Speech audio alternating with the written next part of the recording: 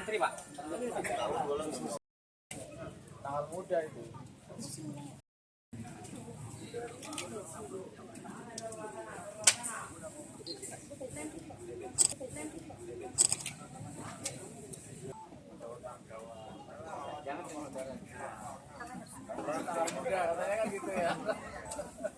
Pangdam itu coba dicek kantong-kantong darah yang ada di daerah masing-masing, dan kebetulan saya cek di sini persediaan hanya 5 kantong.